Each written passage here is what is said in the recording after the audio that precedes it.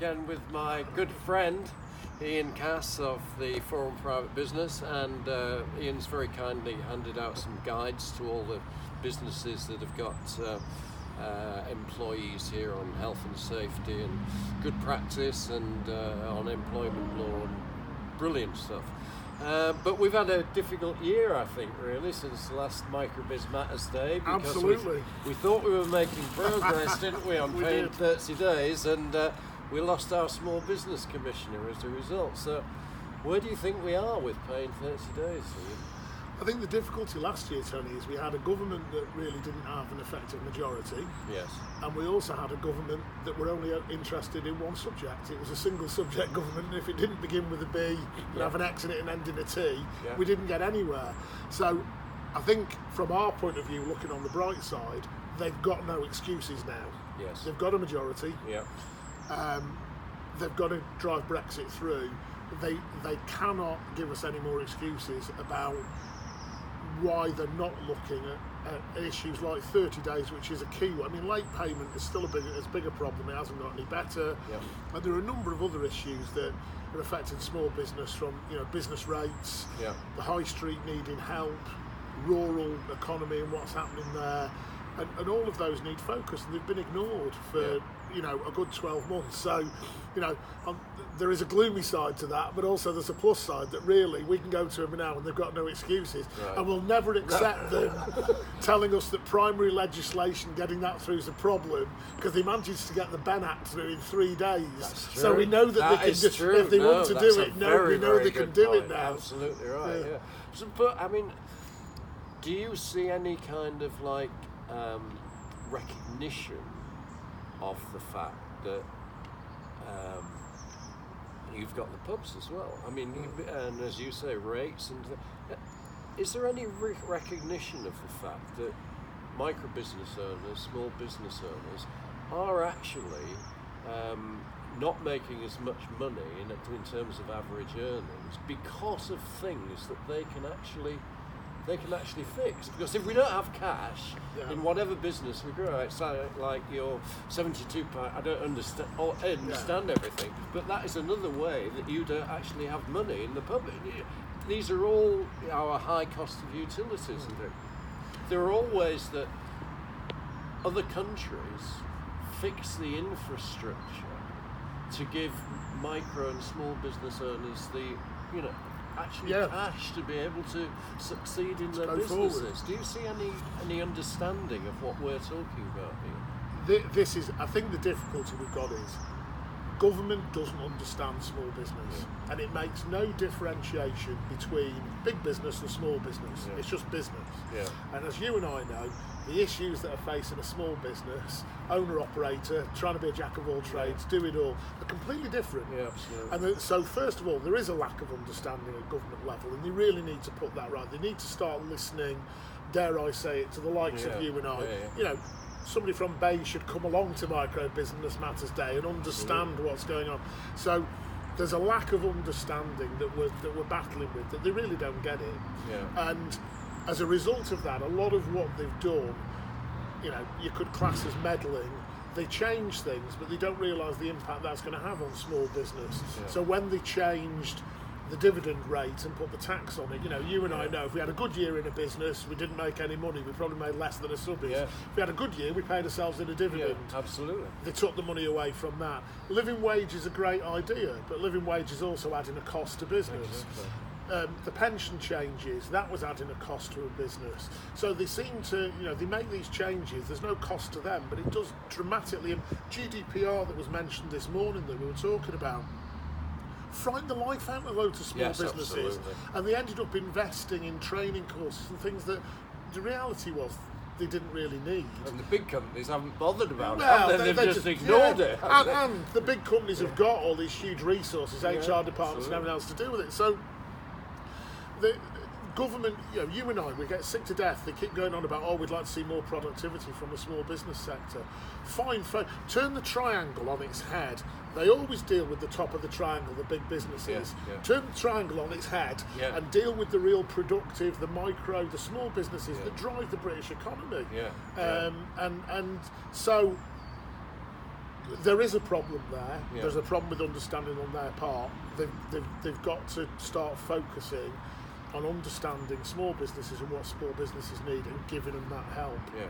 And I suppose it's about tactics now, isn't it? That we've actually, together and all of us that are interested. Because I imagine every small business membership organisation is getting the same thing that you're getting from your members about things. I mean, I think I mentioned before, I've got a school friend called Sir Jim Ratcliffe, who's the owner of Ineos, and when he took over the Grangemouth assets in Scotland, he actually decided to bring his own energy over from America because it's the cost of doing business in the UK is so high, and the other thing is that it's the cost of compliance as well. You've just mentioned GDPR.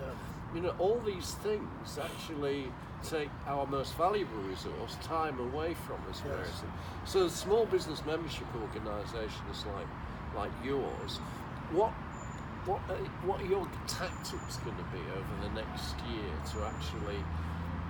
There are some things that they can do themselves, but there are some things they can't do themselves that we're talking about, aren't they? Only the government can actually fix them, kind of thing. So what are your tactics are going to be over the next year to try and get some movement?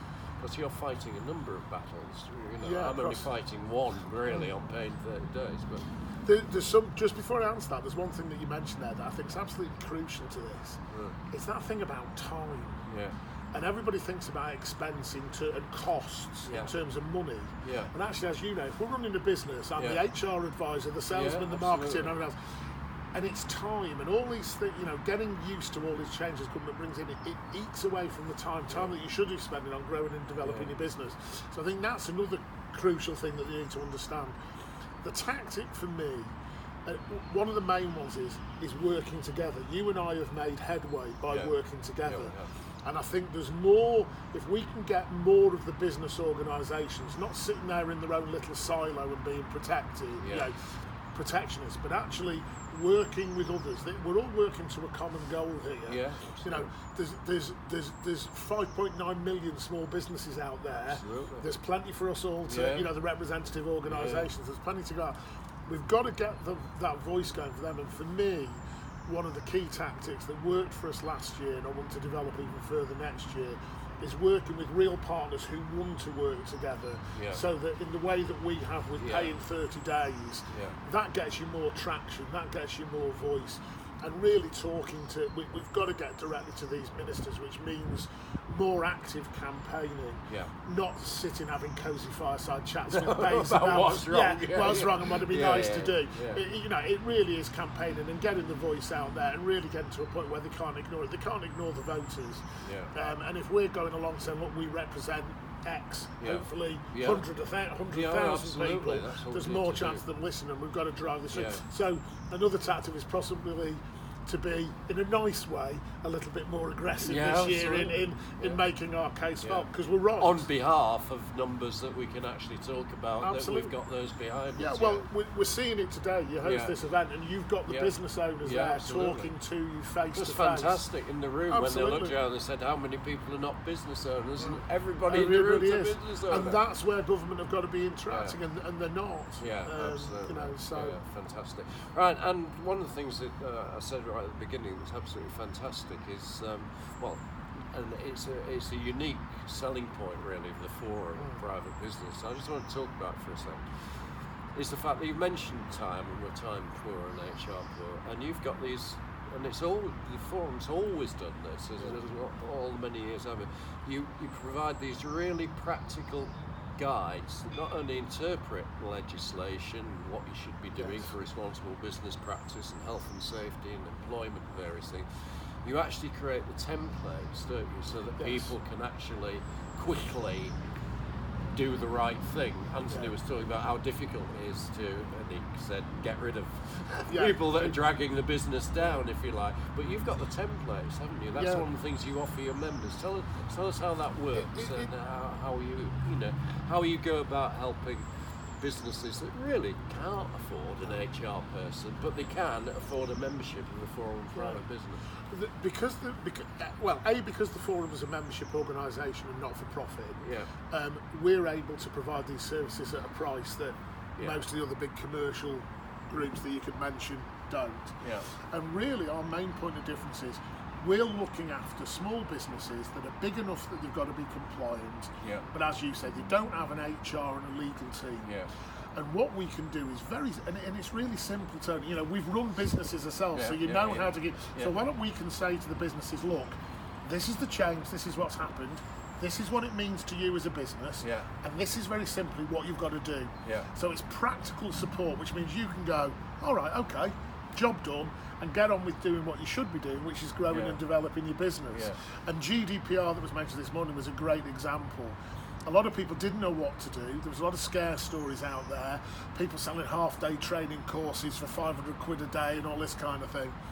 We very simply went, right, the people that are policing this are the Information Commissioner's Office.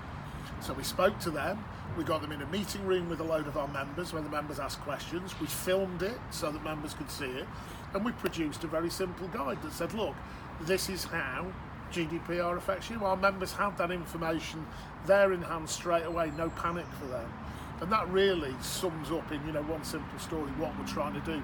Make it simpler and easier for you to do business and do what these micro businesses, they need to grow, they need to develop, need to be focused on the sales, the marketing. Definitely. We'll take care of the other stuff and point them in the right direction and take care of that for them. That's the real strength of Forum membership. That's fabulous. Filming is Jen, who's Chief Executive of the Enterprise Agency. I'm very proud to be co-chair of.